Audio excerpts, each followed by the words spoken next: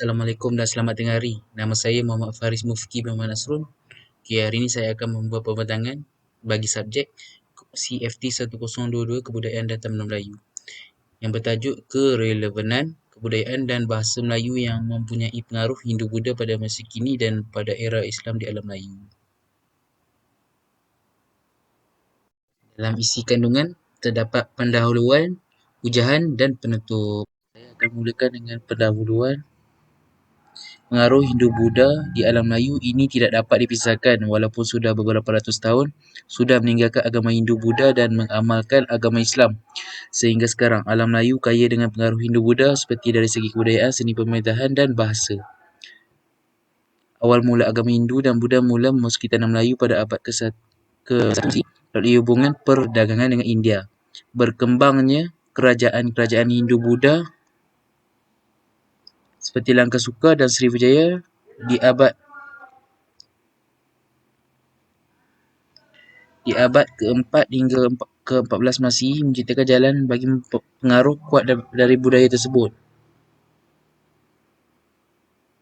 Candi Borobudur dan Prambanan dibangunkan pada abad ke-8 mencerminkan kemegahan agama Buddha dan Hindu. Penggunaan aksara Pallava dalam penulisan dan sistem pemerintahan berdasarkan konsep Raja Dewa menjadi ciri khas wilayah ini. Sekian. Pada abad ke-14 hingga ke-15 Masihi, Kerajaan Majapahit mencapai puncaknya, memerintah sebahagian besar Nusantara dengan pengaruh Hindu-Buddha yang mendalam. Walaupun kemudian Islam mula tersebar dan menjadi dominan pengaruh Hindu-Buddha, tetap memberikan warisan berharga dalam bentuk budaya, kesenian, bahasa dan sistem pemerintahan di tanah Melayu. Ada istiadat, perkahwinan serta pemikiran dan kepercayaan dan banyak lagi yang dipengaruhi oleh tari tamadun India. Pelbagai agama, budaya dan tradisi dari kalangan masyarakat Malaysia telah mewujudkan keharmonian dan mampu bersaing dengan seperti negara lain. Pengaruh Hindu-Buddha dalam masyarakat yang sebati dalam diri mereka.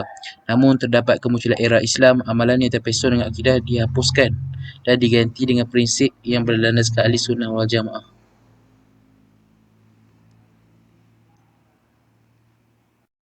Kita akan ke bahagian hujahan. First, penggunaan aksara Pallava. Aksara Pallava yang berasal dari India memainkan peranan penting dalam perkembangan penulisan di tanah Melayu.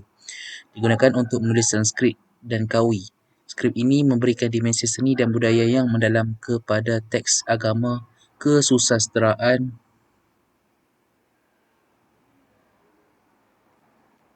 dan inskripsi. Wujudannya bukan sahaja mewujudkan medium penyampaian ajaran agama, malah memupuk kepelbagaian intelek dan seni dalam masyarakat. Penggunaan tulisan Pallava bukan sekadar satu bentuk penulisan, tetapi juga merupakan satu cara untuk menyimpan dan menyampaikan ilmu, tradisi dan nilai budaya. Prasasti yang menggunakan skrip ini menganggalkan rekod surih, peristiwa sejarah dan struktur sosial masa lalu, menjadikan khasanah pengetahuan untuk generasi akan datang. Manakala yang kedua ialah adat istiadat. Antara pengaruh Hindu yang menjadi ikutan dalam masyarakat Melayu ialah seperti upacara perkahwinan, upacara berinai, adat melenggang perut dan banyak lagi. Majlis berinai yang membabitkan menghias tangan dan kaki pengantin perempuan dengan inai adalah detik persiapan dan kecantikan sebelum majlis perkahwinan. Walau bagaimanapun, kemuncaknya berlaku pada majlis perkahwinan di mana pasangan pengantin duduk di altar dikelilingi oleh keluarga dan tetamu jemputan. Ini bukan sekadar perkahwinan dua individu, tetapi penyatuan dua keluarga yang membawa harapan dan doa serta keberkatan. Kesenian. Penggunaan kuil sedia ada. Beberapa kuil Hindu-Buddha masih digunakan atau dikekalkan pada zaman Islam, pun ia sering disesuaikan untuk mencerminkan nilai-nilai Islam. Contohnya kuil Lama Bujang di Kedah, Malaysia. Motif seni Hindu-Buddha boleh didapati dalam ukiran Melayu tradisional, tekstil dan hiasan rumah. Walaupun bercampur dengan unsur Islam, beberapa motif ini berakar umbi dalam bahagian kesenian Hindu-Buddha. Masjid Lama, beberapa masjid yang dibina pada zaman awal Islamisasi mungkin menunjukkan pengaruh seni binaan Hindu-Buddha dalam struktur bangunan. Walau bagaimanapun, masjid-masjid ini telah melalui penyesuaian dan transformasi untuk menepati ajaran Islam. Konsep Devaraja. Pengaruh daripada tamadun India mengenai konsep Devaraja ini sangat jelas memberi impak kepada tamadun Melayu. Sebelum kedatangan agama Islam, kita menggunakan gelaran raja kepada orang yang memerintah sebuah negara. Konsep raja juga berkait rapat dengan konsep daulat dan derhaka. Hal ini membawa maksud bahawa raja memegang kedudukan tertinggi dalam kelas sosial masyarakat India. Siapa yang mengingkari arah raja, ia dianggap derhaka dan mendapat balasan buruk. Konsep ini sememangnya jelas bercanggah dengan faham ajaran Islam di Malaysia. Namun demikian, konsep daulat masih diamalkan di negara kita. Dan tidak lupakan juga kita masih menggunakan peralatan adat kebasaran, contohnya cap mohor, tombak dan sebagainya. Amalan sistem beraja di tamadun Malaysia, tamadun Melayu atau Malaysia dewasa ini juga menunjukkan bahawa pengaruh Hindu sememangnya sudah sebati dengan amalan yang diamalkan di tamadun Malaysia. Sekian. Okey, saya akan simpulkan penutup. Di sebalik pengesahan Islam, amalan keagamaan dan upacara tradisi sering menggambarkan unsur hidup Buddha. Perayaan perkahwinan, upacara kematian dan acara keagamaan mencerminkan toleransi dan penyesuaian nilai kedua-dua tradisi, mewujudkan keharmonian tersendiri di tengah-tengah kepelbagaian budaya.